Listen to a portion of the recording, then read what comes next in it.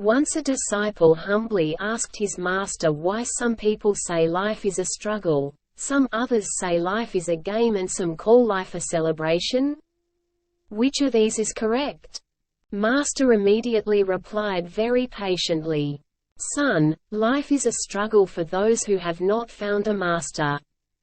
Those who have found a master, their life is a game, and those who follow the path shown by the master, only they can gather the courage to name life as a festival."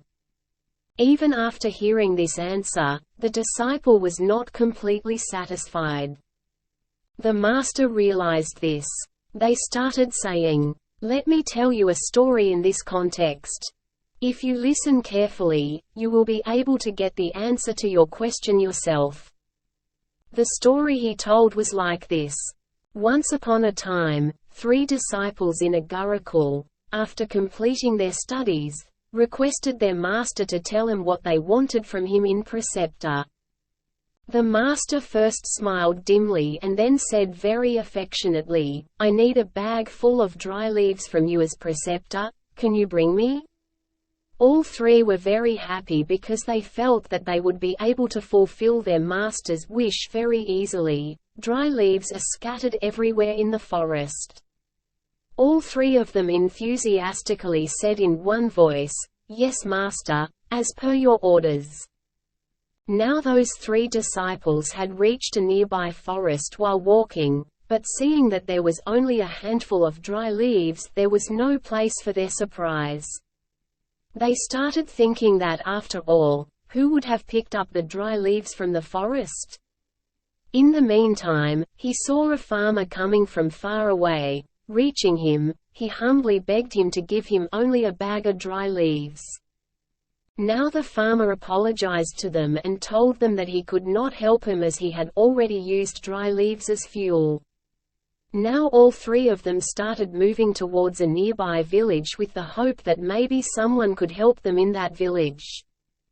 After reaching there, when he saw a merchant, he started praying to give him a bag full of dry leaves with great hope, but once again he was disappointed because that merchant had already sold dry leaves to earn some money. Both were made and sold. But the merchant, showing generosity, told them the address of an old mother who used to collect dry leaves. But luck did not favor her here also, because that old mother used to separate those leaves and prepare many types of medicines. Disappointed, all 3 of them returned to Gurukul empty-handed. On seeing them, the master asked affectionately, "Have you brought your sons as preceptor?" All 3 bowed their heads.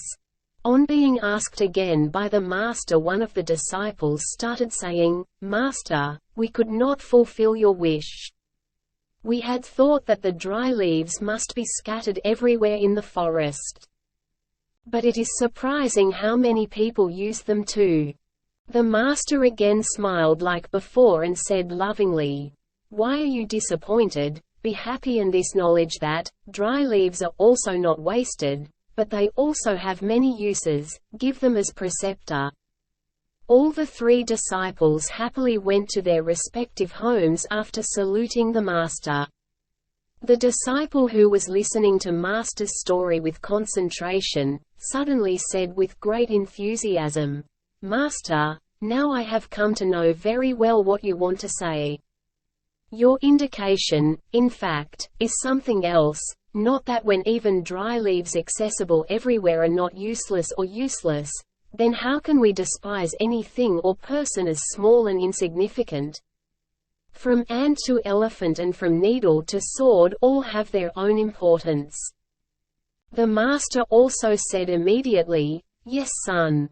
I also mean to say that whenever we meet someone, we should try our best to give him the respect he deserves, so that affection, goodwill, sympathy and tolerance continue to expand and our life can become a celebration instead of a struggle.